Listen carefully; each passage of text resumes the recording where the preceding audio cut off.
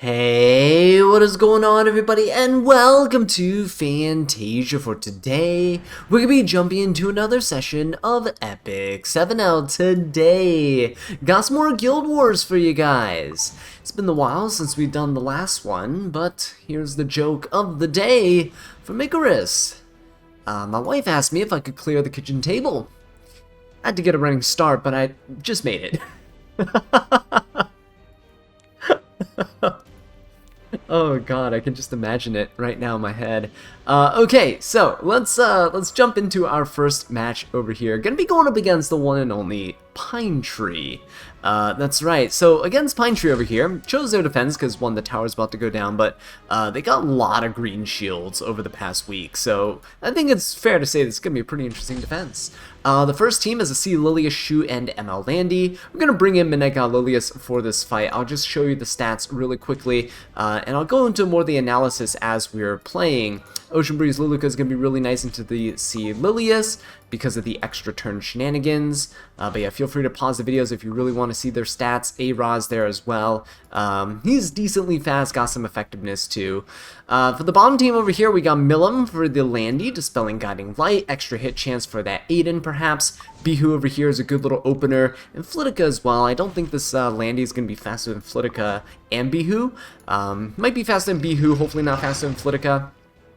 But let's go ahead and give it a shot here. Jumping into this, the Minega Lilius doesn't really... Oh, whoa, hang on. This is slow. Is this how they get people? Slow C. Lilius. I know plenty of people who do build slow C. Liliuses that are meant to be kind of a... like a trap defense team, right? And oh my god, this Shu didn't actually get one shot, which is also annoying. Oh, wait, hang on. We just got pushed above the... We got pushed too much combat readiness. Okay, let's go for an S3. Hopefully this ends up killing the Shu. If it doesn't, I'll be incredibly sad. Okay, there we go. It did actually kill the Shu, so looking quite nice. But yeah, slow C. Liliuses can actually screw people over. This is a really tanky one, 23k health. So the danger with this is that the ML Landy now will always be dual attacking. Oh no, that's bad. She'll always be dual attacking with the C. Lilius, and we really don't want that. That's not what we want here. Because she'll build up her fighting spirit really quickly and she'll get her S3 up. So a lot of people do something like this where they have like an easier target, something like a Shu, and they end up being bait. And then look at this, Landy just needs to counter one more time here and it's over. So we're gonna S2 and dual attack, hopefully with defense break. Oh, thank god we defense break. See, look, she was gonna counter right there, right? So that was gonna be bad. But yeah, notice how my Minega Lilius is this gigantic barrier. It's one of the best things about A-Ra's. It gives a giant barrier to the unit backline if they take damage more than 30% of their health. Thankfully, ML Landy ended up countering the Minega Lilius, and we have her we have her behind A-Ra's just for those purposes, just to keep her alive, just to make sure she won't go down really quickly. And that Landy definitely did a number on her with that first hit. So we got a nice barrier, but we managed to make it through. For the second team over here, I think I'm going to go ahead and reset the hand guy.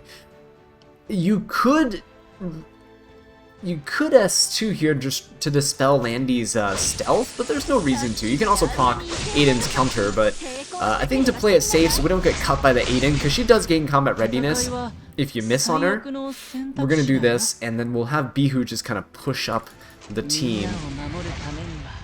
So Bihu's combat readiness here is going to be quite decent. I mean, his whole team is incredibly slow. I don't even know if this team is geared, but let's go for the Landy. Or they just might be insanely tanky. Actually, it looks like he might be geared. He's just not that tanky. It might have been a damage lane. I don't know.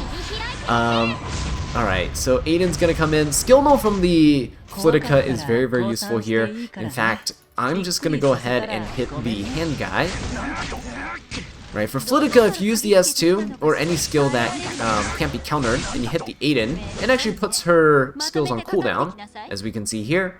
Right, Aiden's S2 is on cooldown for 2 turns, which is kind of nice, which means you can hit Aiden for free now, but I still don't want to give her combat readiness. We'll hit the hand guy. We'll use our DPS units to inflict more damage onto this Aiden, like that. especially because Milim's Eye gives extra 20% hit chance, which is pretty good. Bihu, on the other hand, he's running the burn artifact, so we can still land burns even on miss, because that's how artifacts work in this game. And there we go, we should be able to finish off this hand guy pretty quickly. Oh, look at those beautiful burns. Yeah, so these guys do seem built. They seem pretty tanky. They're just really slow. And to be fair, well, actually, to be fair, I think they're all slower than my Milim. So they're all about 200 something speed, because my Milim's about 220. Hand guys understandable, because most hand guys now are built rather slow, because they counter Aeolas and stuff way better. You can build them much bulkier, and they actually do better in the meta when they're slower, just so the Warhorn and stuff doesn't make them go too fast. Sometimes you're faster in things like DDR. It becomes a hassle. Moving on into our second match over here, gonna be attacking Hollywood H. This is another interesting defense team because it's racked up quite a few green shields. Now, it hasn't really been attacked all too much in the past couple weeks, but lately it has, and it's shown to be a pretty decent team. So into this team here, we got Bunny Dom, we got Lone Crescent Bellona, and Savior Aiden. Into this team, we're going to be bringing in the Crimson Armin for damage mitigation. She'll also be able to tank the Bellona quite well, which I do like. Ocean Breeze Luluka is going to be a great unit into this Moon Bunny, especially after Moon Bunny goes. My Luluka shouldn't be faster than the Moon Bunny, but hey, who knows, might be a slow Moon Bunny as well on defense team here. Luluka will go and inflict some debuffs. We got Jenua as a damage dealer. He should be able to kill the Aiden, we'll see, especially if he gets his Wind Rider proc. He should have enough attack stat that it doesn't matter if he hits or not. For the bottom team over here, we have Elvira, who's going to be doing quite a bit of setup here for us. She has a bit of effectiveness in her build. Hopefully she can defense break somebody, and so Axgod can finish the job. We got Rowana as well for the heals and sustain. She's on Idol's Cheer. I don't really care if I get debuffed by the Aeola in terms of silence or unbuffable, because it doesn't impact either of my units. Axgod over here also on Durandal, and that's going to help him out quite a bit. In terms of turn cycling with Rowana, and letting him take extra turns so he can smack down this Landy. It's been a while since we used the Axgod, and of course, this, this Moon Bunny is not faster than me. So, let's go ahead and just hit the Moon Bunny here and push up the Jenua. So Moon Bunny will S2, that's fine. Ocean Breeze Luluka will push up a little bit. Aiden gets to go. Oh good, she's actually going on Crimson Armin, which I do like. I did not want... See, look, Crimson Armin is absolutely insane in terms of her mitigation. I'm just gonna go for an S1 here, get the attack buff, because everyone's invincible and I don't want to hit Aiden. Yeah, Crimson Armin's mitigation is kind of unmatched here. So look at that, even Bellona's S3 barely doing anything. I honestly don't have to go for her S3 yet. Let's just provoke the Bellona, and let's go ahead and debuff everybody with our Luluka. If we can get the blind on Bellona, it'd be great. Don't expect the hit on Aiden. Yep, there we go. And I don't expect to debuff the Moon Bunny and all, but it looks like we landed absolutely nothing, so fantastic. Good stuff. Okay, Jenua has an S3 up. Let's go for a hit on the... the Bellona here. See how much we do. Oh, okay, that was pretty good. Now, most Bellonas tend to be a bit tankier for RTA. This one might have been more damage. She was doing quite a bit of damage to my Crimson Armin, but it wasn't quite enough in the end. The Guardian Ice Crystals on Ocean Breeze Luluka is quite insane. Aiden has 3 turns. Okay, so we don't need to use Crimson Armin's S3 just yet. In fact, I don't think Jenua is going to get procced at all in this match. So I'm just going to let's soul burn this and go into the Bunny Dom. Oh, beautiful stuff. So we replenish the Wind Rider, which is exactly what we wanted. The Wind Rider here will allow my Jenua to... Never mind, we got stripped, so that's fantastic. Let's just put up an S3. I was gonna use the greater attack buff, and then with the Wind Rider stack, and then we're just gonna go ahead and attack the Aiden. But because we lost the attack stack, I think we still have Wind Rider's bonus, but yeah, it's just not gonna be enough, unfortunately. Let's go for the S3 anyway. Why not? Let's get some heals going. And see if we can hit the Aiden here. We don't. Good, she actually has Jenua. Unfortunately, we actually heal back quite a bit with the ice cream buff there, so didn't hit Jenua below half health. It's looking to be a bit problematic here, guys. We won't see Jenua in his rage. Getting to S1, S3. Oh, no, here we go. Here we go. That's what I'm talking about. Beautiful stuff. Beautiful stuff. So now we get the proc, get the rage buff, get that combat readiness going as well. Yes. The only unfortunate thing is he did proc my immortality. That's alright. Let's go for the S1. Oh. And of course now she doesn't dodge. I was gonna try to test out the damage on miss, but whatever. We know Jenua kills, right? What do I want to do with this? I could go for Aola. Let's go for Aola here. I'm surprised my Elvira is faster, but then again, I'm surprised all of my units are faster than my opponents. I don't know if these are trap teams or not. Oh shoot, she resisted the defense break. Hang on just a second. That is not what I wanted. That resist on defense break was actually kind of big, because I wanted to be able to one-shot this Aola as soon as possible, but I guess that's not going to happen. Oh, good. I've been hitting. I'm going to try to hit the Landy just to get her to kind of counterattack so that we can push up our combat readiness. Let's go for an S1 here. Oh, okay. Got some more healing, although it's a little bit of an issue that... oh shoot, we didn't even land a debuff there. Elvira's gonna proc the Aola, so he does get a free skill null, which I don't really like. Yeah. Axe God, are you okay? Axe God, are you okay? He doesn't look okay right now. Not in the slightest. Rowanna's gonna put up some healing. No barrier because, and no revive buff actually, but this is very unfortunate because we keep getting silenced. Alright, come on. Scott just needs to be able to go do stuff. S1's a provoke. Let's provoke the Landy, first of all. Okay, Axcott got hit there. We're silenced again. Let's go for the Aola. Go for an S1 here. Okay, nice provoke there too. Aola shouldn't have turn cycled fast enough for this.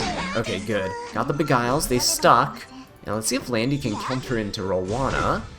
Not quite. Salvo? No salvo. Oh, he keeps hitting the Axe God. I mean, I'm the one provoking him. It's my fault. It's my fault. I'm the one provoking him. But let's see if we can get this Aola down. Okay, defense break. Oh, Axe God fell. This is not good.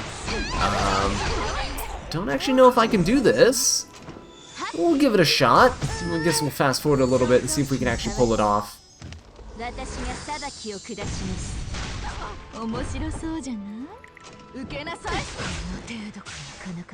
Alright, so Elvira actually managed to just kind of weather the storm. Rowanna's combat readiness, turn cycling, her soul burn giving her the extra turn. She actually just soloed the entire team. It took a little bit, but I'm actually quite impressed. I think this is the first time my Elvira's actually soloed a team, so that's actually quite nice. First time for everything. Alright guys, we're gonna go into the stronghold here and against Mug Wurmple. So that's pretty cool. My guild's actually been destroying this tower, which is kind of nice. I don't think they've been opened in the past few guild wars, yeah. No green shields, unfortunately, but it's quite okay. Got an Arwell, Bunny Dom, and Lionheart for the first team, so bringing in the good old Crimson Armin here for some mitigation. We got our Jenua for some damage. I think he's going to be very solid against that top team.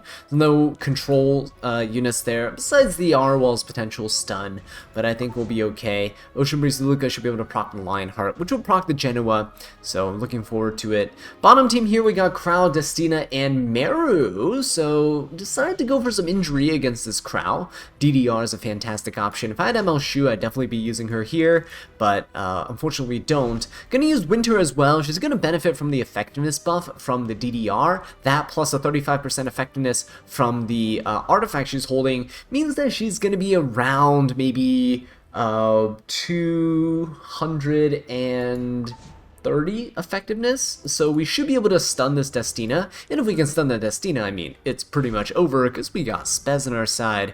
So let's go ahead and jump into it, see if we can do. If my Spez can stun the Meru, then we're also in business. But, oh shoot, this Bunny Dom yet again!